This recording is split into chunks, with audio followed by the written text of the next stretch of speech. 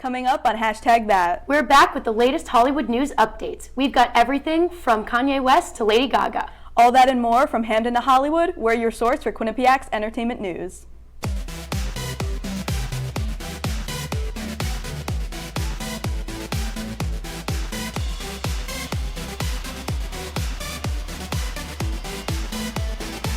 From Hamden to Hollywood. We are your source for Quinnipiac's entertainment news.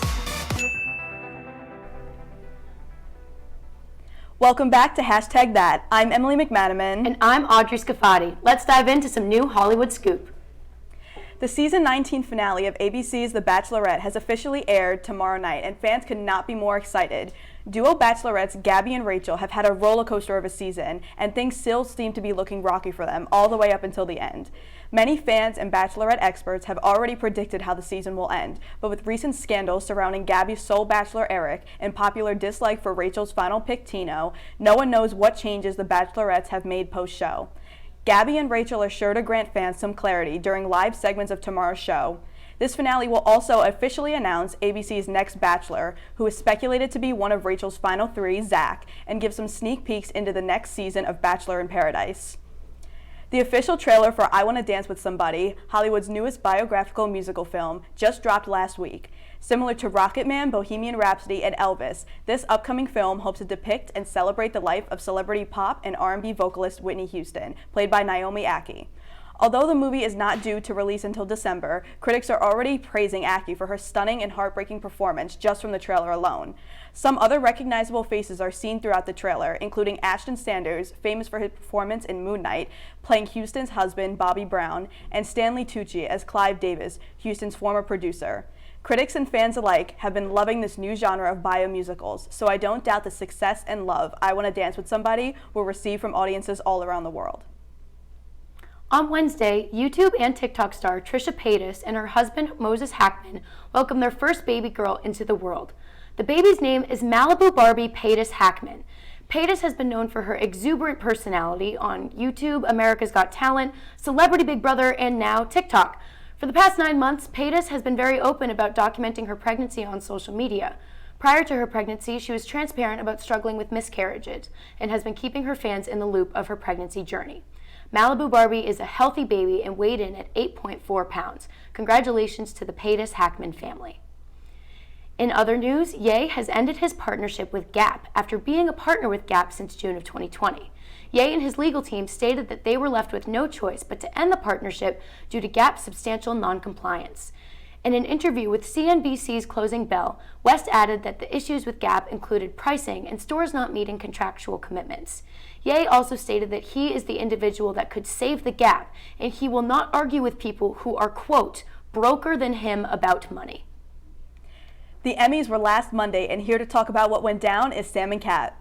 Hey guys, it's Sam and Kat back on Hashtag That. Today we'll be talking about everything Emmys.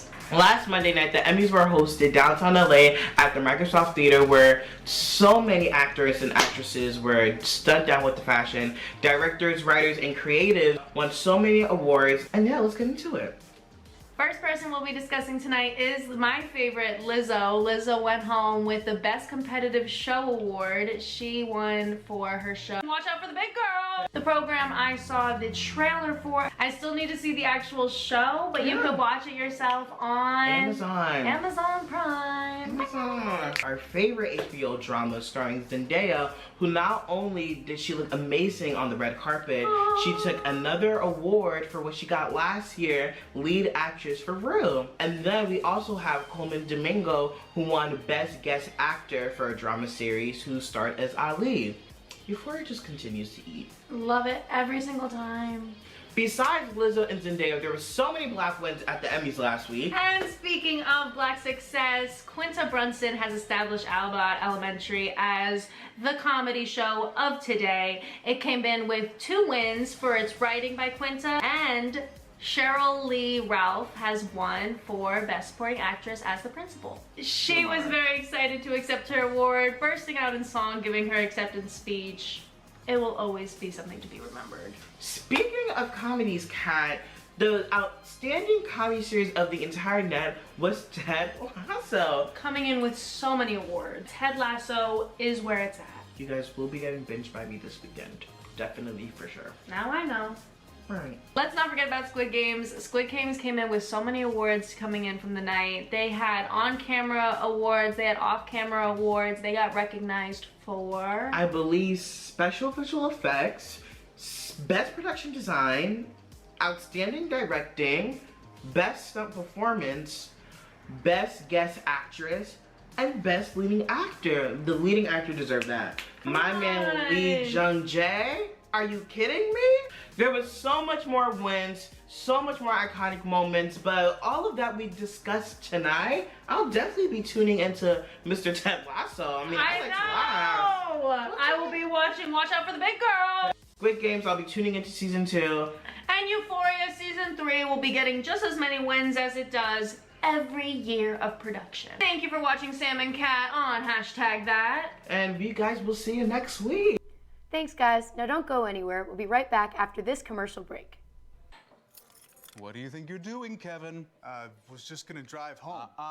There are several warning signs present that you shouldn't be driving. Like hearing voices? Like your text-to-emoji ratio? Oh man, the selfies. Selfie, nailed it. We all have warning signs that let us know that we're probably not okay to drive. Mine is pretending to be your subconscious. Craig, come on man, let's split a ride home.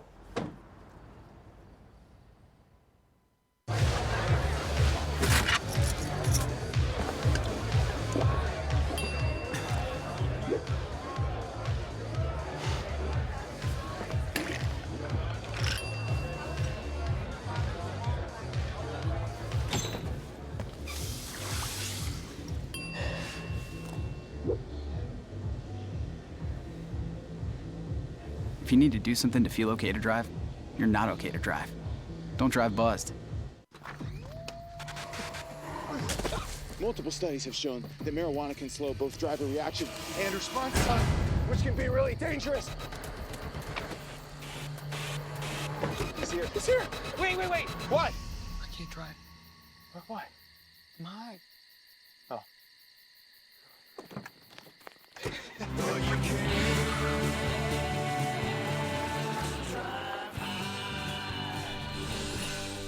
Hope you enjoyed the little break because we have a great interview with the Piano Guys. What do you have for us, Carly and AJ?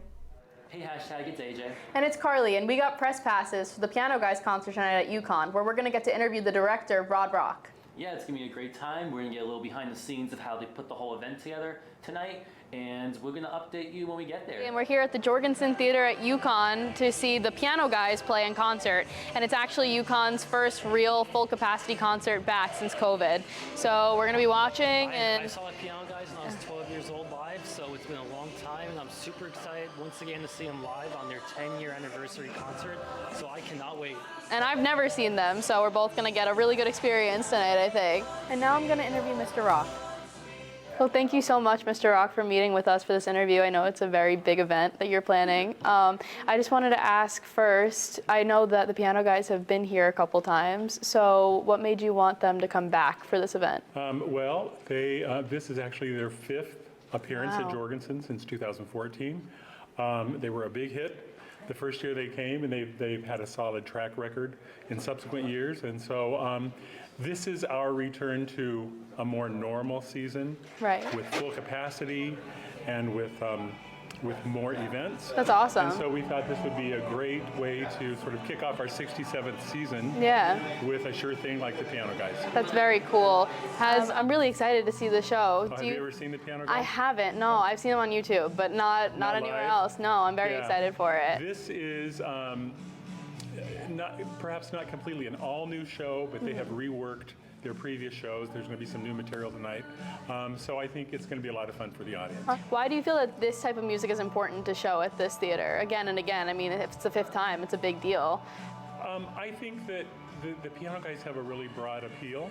And what's kind of nice about it, they do a selection of covers that range from classical music all the way up to pop music, film scores. They do mashups of some classical music with some pop tunes. Yeah. And I think it's something that the audience really enjoys, and it's really a good way to reach younger audiences like you. Yeah, I am very excited. And get students a little exposed to maybe some literature that they're not familiar with, but they temper that with songs that you're probably familiar with. So I it's do, a nice mix. I do think it's perfect because I know there's a Taylor Swift one here and there, and I'm a big fan of that. So I am very excited to see it live, and I really, really appreciate this and the opportunity to be here. You're very welcome, and thank you for being here tonight. Thank and you so helping much. us out. You're welcome. Thank you.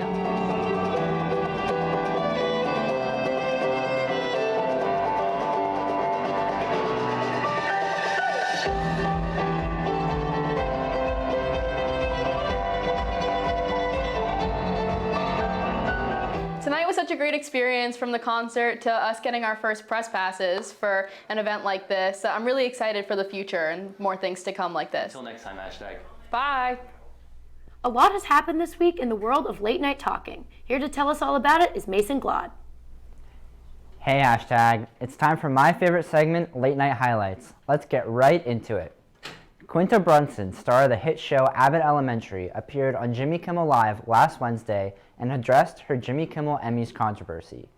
The controversy in question occurred at the 2022 Emmys ceremony when Kimmel laid on the stage as part of a comedy bit during Brunson's acceptance speech for outstanding writing for a comedy series. On Kimmel's show, Brunson jokingly interrupted Kimmel's monologue to deliver the rest of her acceptance speech. During her interview, Kimmel apologized to Brunson, and she responded saying, quote, "Thank you. It is very kind of you to say that, but honestly, I had a good night," end quote. This interaction between the two comedians is likely to calm down some angry fans. In other news, Steve Carell appeared on The Late Show with Stephen Colbert last week to discuss his new Hulu show, The Patient. While the interview itself provided some laughs, the high point of the show occurred when Carell joined Colbert in a new segment called Too Much Exposition Theater.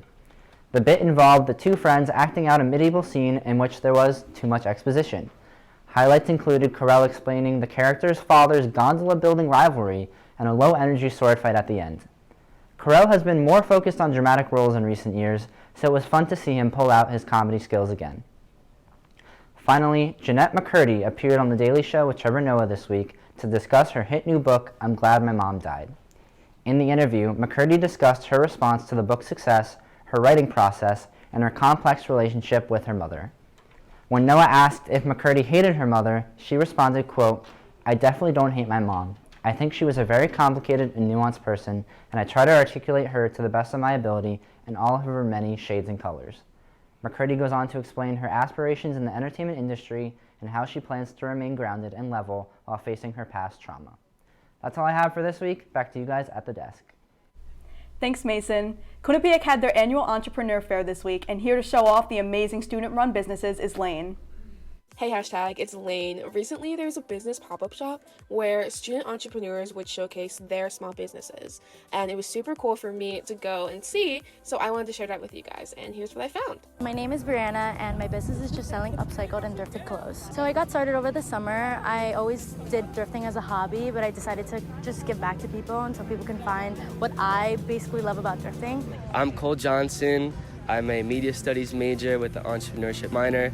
I'm a senior. This is my brand, Vision Scary. I make handmade art, so I'll print it out, kind of rip it all up, kind of just hope for the best, hope it comes out okay. And I've just been taking it more and more seriously, as time goes on. Now, I have my own shirts. I sell all of these posters, stickers, hats. Dior Barnes, my major is business management. These are my clothes I created and designed. It's mode de vie in French, and in English it means lifestyle apparel. When I graduated high school, I was always into fashion. I asked my friends said just go do it, and I did it. My teacher wanted me to do this, and I definitely did this, and I'm happy she told me to do this. Ryan Holden, I'm a finance and business analytics double major, and I'm here with my company RCH Photography. It's been really rewarding working with people. I love doing this as photo shoots, so it's been really just a great time getting out there with people and doing what I love. Brian Ziegelhofer, I am a HR undergrad, currently in my grad year getting my MBA. So the 3+1 program. And my business is Composure, which is a personal care business. I got started over the pandemic. I started with lotion just because I'm a big fan of Bath & Body Works, but I wanted something that moisturizes as opposed to hydrates. Fell in love with the process of just making different personal care products. So I expanded to massage oil and room sprays, shower steamers, all that good stuff. Tyler Gorman, I'm an English and game design major, and I'm here selling pet rocks. I was talking about it with friends. I really want to do this to a pop-up event, and I didn't really have anything to sell. I don't really have a skill that's sellable. And so I was like, all right, what's the hardest thing to sell? And I was like, it's definitely pet rocks. You gotta make it exciting. You gotta have like charisma to sell them. Ariana, I am an accounting major and I am Crafts by Erie. Over COVID, I picked up crocheting and then embroidery tagged along after that. So it was really fun. If you're passionate about something, go for it and maybe it'll turn into something cool. It was so cool to see all the passion that all of these student entrepreneurs had for their crafts. And I actually ended up supporting a small business and I got myself a pet rock and her name is Penelope and she is beautiful. That's all from me. I'm Lane. I'll see you later, hashtag. Stay tuned for some Hollywood news updates after this commercial break.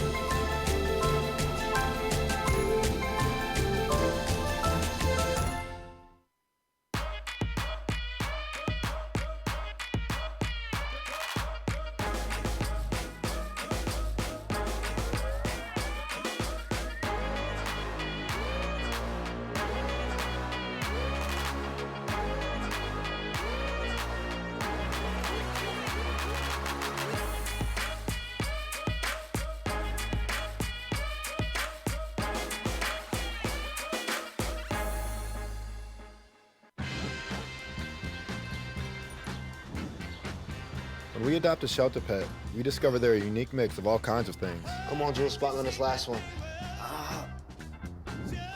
There it is.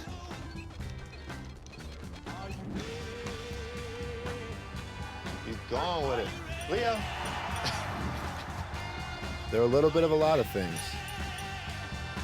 but they're all pure love.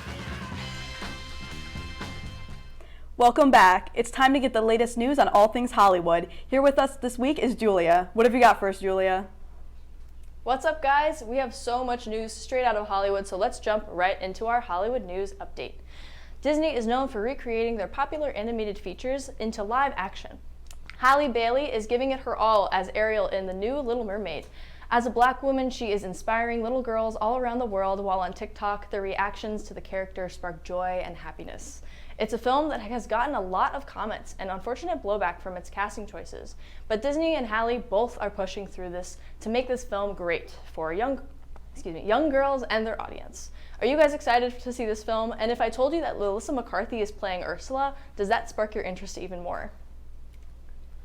Now, Emily, I'm so excited for this movie. Yes, me as well. It looks awesome just from like does. that small sneak peek that we got. And just on top of that, these TikTok videos of these little kids just watching like a princess that looks like them for the first time. It's just like, it's really refreshing to It's see so that type of cute. stuff. My sister keeps sending me all of them all over TikTok, and it makes me so happy too, because they're so happy, and it's just something that, I know they've never gotten to experience before. So seeing that live in person, and I'm sure their parents too, are just feeling so happy that they get to have that kind of reaction. And Melissa McCarthy too. I feel like that's a little bit of a interesting casting choice, but I feel like it makes sense because she plays like the comedic, but I guess she can also play like a villainous type role. I haven't really seen her do anything like that. I don't know if she can sing. Yeah, I feel that's like another it would be really thing. cool if we get a good voice from her. But I don't know, Julia, what do you think? I am so excited for this movie. I love The Little Mermaid, and so to see the remake of this is going to be a wonderful adventure. So Lady Gaga is rumored to be in Joker 2 as Harley Quinn. The first Joker with Joaquin Phoenix was extremely popular, and this sequel will definitely be a different take on the character, the story, and so much more. Another rumor about this film is that it's going to be a musical, which I would love to see from Gaga and her incredible singing voice. Hosts at the desk, Margot Robbie has played Harley Quinn and has set the bar for this character. Do you think that Gaga can pull it off just as well, and how do we feel about the musical aspect of it? So Audrey, I don't know about you, but I love Lady Gaga. So when I saw this announcement on Instagram, I didn't even realize it was real at first. Margot Robbie obviously plays a great Harley Quinn, but I don't know. Lady Gaga might give her a run for her money, especially if it's a musical and she gets to sing. I don't know about Joaquin Phoenix singing. That's going to be an interesting one, but if Gaga puts it on, it's going to be great. That'll be odd if Joaquin Phoenix is singing, especially based on what the last Joker movie was. Yeah. It's hard for me to imagine this next one as a musical, but either way, I think Lady Gaga would slay as Harley Quinn. I mean, I think it definitely would be hard to beat Margot Robbie. Right. But, I mean, it's Gaga. Yeah, and I mean, we've seen Gaga prove her acting talents with A Star is Born. Yes. She was in American Horror Story, so I'm really excited for her. What do you think, Julia? Oh my gosh, I'm a big Gaga fan, and you know, Joaquin Phoenix, we've heard him cry, we've heard him laugh, but have we heard him sing? I don't know, we'll find out. JoJo Siwa was featured on the red carpet with her new girlfriend, Avery Cyrus. Although her name sounds familiar, Avery is not related to Miley Cyrus, but is a popular TikTok star if you've ever seen her cross your For You page. The two made their relationship public on TikTok a little before they made it to the red carpet together, and things seem to be going very well. JoJo is such an icon. How do you guys feel at the desk about JoJo's new boo? So, I don't know if you've been following along with all of this dating drama on TikTok. TikTok. I have a little bit. I've been seeing a little bit of it. But it seems that these two had like just gotten out of relationships and then started dating each other. Like a month later, yeah. So, I mean, I'm happy for them. They look like a pretty cute couple, but I don't know, I feel like it could just be like a publicity stunt. You think it's a publicity stunt? I hadn't heard of Avery Cyrus, I believe her name was. I hadn't heard of her before. So if it was a publicity stunt, I wonder what angle they're kind of going at. Do they want JoJo to maybe just have a girlfriend just for the sake of it? Or I really hope they're not trying to exploit her, but I love JoJo so much, and if she's happy, I'm happy. So what do you think, Julia? Emily, I have the same mindset. If JoJo's happy, I'm also happy. I'm a big fan of hers, and she is such an icon, a legend. I was there during Dance Moms, and I am here now. But that's all I have for this week's Hollywood News Update. I'm Julia Schnarr, and back to you guys at the desk. Thanks, Julia, and we will be right back after this commercial break. I know what you're thinking. I need a job. I need a new career. Well, I've been there. I've been there. I've been there. I wasn't happy with what I was doing. After high school, I didn't have a plan. I just wanted to start working. I got laid off twice, but you gotta keep going. You just need the right skills. Find an apprenticeship. I found a 2-year IT program. I found a medical course online. I'm now a consultant in the tech space. You have more options than you think. You can do this. You will find something. You will find something new.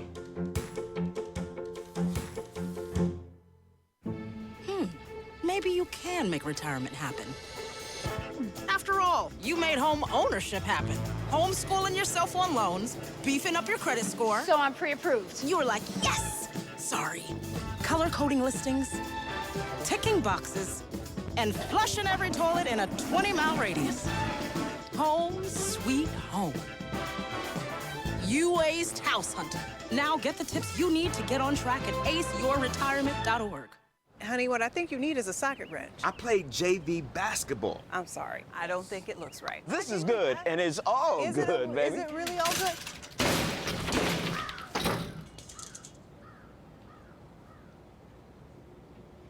If you love me enough to routinely test your handyman skills, not to mention the strength of your marriage, then of course you'll visit nhtsa.gov/therightseat to make sure I'm in the right car seat. I'm gonna call my dad. Thanks for sticking with us. Tonight we have Alex here to show us her time at the Runway of Dreams fashion show. Hey hashtag, what's up? It's Alex, and earlier this week I got to cover New York Fashion Week. It was so much fun and I can't wait to share it with you. Let's get right into it. So for New York Fashion Week, I went with Ability Media to cover Runway of Dreams. So Runway of Dreams is basically a foundation that has come together in order to create and promote fashion for the disability community. Runway of Dreams came together with giant companies like Kohl's, Tommy Hilfiger, Target, and plenty more to create this giant and lovely event for the disability community, and tons of fashion that showcased what fashion truly could be for these people. That no matter who they are, what they look like, they can still look amazing no matter what they want to wear. During the show, I was able to work social media, so we did a lot of posts for social media, and so I was able to learn a lot of what went into covering a fashion show as a camera person. Realistically, I knew that we were there for maybe like 8 hours, but as soon as people started coming in, it felt like everything was going by so fast. When we were able to go backstage and meet all of the VIPs and all of the models, it was crazy back there. People were going from station to station. They had places where models could sit. Some of the models were actually doing practice walks, walking the runway and then coming back and like getting used to the feel and what they would be doing and how they would be walking the runway. And not too long after, like I said, it moves so fast paced there, the fashion show had finally begun. The lights dimmed down to a really cool red and everyone started gathering in their seats. And whether they were walking or in a wheelchair, they just went out and had fun. It showed what kind of confidence that good clothes and feeling good about yourself can help bring out in a person. I remember that there was one guy that was in a wheelchair and he was just so excited. He was doing wheelies, he was popping it back. It was incredible to see the many innovations and adaptability that the designers went into in order to create all of the fashion. Some of the pieces had Velcro or magnets, and some of them had zippers, so it would be easier to get them on and off. It was absolutely magical. The New York skyline was the perfect backdrop that finished off this amazing night. I'm really happy that I was able to take advantage of this opportunity and go to New York Fashion Week and cover Runway of Dreams. This was such a wonderful learning experience, and I would absolutely go again. That wraps up my coverage of the behind the scenes of New York Fashion Week. I hope you enjoyed. Bye! Since the Emmys were last week, we'll be going over our favorite and least favorite looks of the night. So to start, I believe we're starting with my favorite look of the evening, and that was Sandra Oh. Yes. So Sandra Oh was wearing just a combination that you cannot beat. A jumpsuit, sparkles, served to us on a purple platter. Yes. Like, how can you not love that look? Oh, I love Sandra Oh either way, so to me she can do no wrong. But the purple and the sparkles, and like you said, jumpsuit too, we're switching it up a little bit, we're making it different, and I feel like we don't really see that color purple. We don't see the boldness on the red carpet as much anymore. So I saw that look and I was blown away instantly. One of my favorites too. And for someone who is Sandra Oh, like just the fact that it's a jumpsuit too, I just love it when people wear something that isn't a dress. Just like, I don't know, jumpsuit fashion. Switching it up a little bit. Yeah, no, it's fashion. It's different, it's unique, it's fashion. That's what we're doing. Yep. Yeah. So next we have Rhea Seehorn, who I know you said you haven't watched Better Call Saul yet, but I absolutely love her in Better Call Saul, and this dress is amazing. I feel like we don't really see this like burnt orange that much anymore, and the top of it is like flared. It kind of looks like wings. Fabulous. And then I know, I was surprised. She showed up to that, and I was like, slay. I wasn't expecting that from her because she's kind of more conservative in the show, but no, real life, I loved it so much. I like the kind of cutout look on like the top of the bodice, one might say. But yeah, it just was really flattering on her. The color was awesome, and it looked fabulous. And it surprised me too. She was showing up like some of these A-listers, so I was like, good girl, go for you. Good. So unfortunately, with favorites does come some least favorites. Yes. So unfortunately my least favorite was Sarah Paulson. I'm gonna have to also, agree. This is one of my, it just disappoints me because I love Sarah Paulson with my whole heart. I know, it's just like that's Sarah Paulson. Yes. But she's wearing a box as a shirt. It was just, I was confused with the box and then the belt, the long belt. With like the long skirt. Sarah Paulson, I feel like she's been known to make a few interesting red carpet look choices. She's not really one to shy away from something different, which I'll give her props for. Yeah. But it was like a box. So I was just like, could she lift her arms? That was my question. Like, I really wasn't sure, so. Yeah. Okay, and our last least favorite, mine personally was Chrissy Teigen. And this one also disappointed me because Chrissy Teigen is such a slay. She's a model, she's an icon, and it looks like she's kind of like a grandma dress. Yeah. It was like the colors kind of didn't really mesh together, and it was like sequency, but like, I don't know, I wasn't a fan of it. It was kind of too like grandma. That was how I described that dress. Yeah, the long sleeve with the sparkles wasn't really doing that for me. It was confusing me a little bit too, but. Yeah. But moving on, for the rest of the night, Emily and I are going to be sharing 2 different musical artists that we think you guys should be keeping an eye out for. So while he's best known for his role as Steve in Netflix's hit TV show Stranger Things, Joe Keery releases music under a stage name, Joe, even though it is spelled D-J-O. I would classify the music as indie style, and he only has 2 albums released. One came out on Friday night, and you should give it a listen to support our resident babysitter. One new artist I recently discovered is R&B singer and songwriter Grace Carter. At the start of her career in 2017, she was featured on Dua Lipa's self-titled European tour and released her first EP titled Why Her Not Me. The following year, the initial launch on the EP, Carter had also released several singles, the most recent titled Dark Matter. A lot of her music and lyrics apply to her life experiences, and although she has yet to release any new content in 2022, critics and fans expect more from her soon. That's all we have this week on #that. Be sure to follow us on our social media accounts and download the Q30 app on the App Store to stay up to date. I'm Audrey Scafati. And I'm Emily McManaman. Thank you for watching #that. From the producers, talent, and everyone working hard behind the scenes, thank you for watching. We'll see you next week.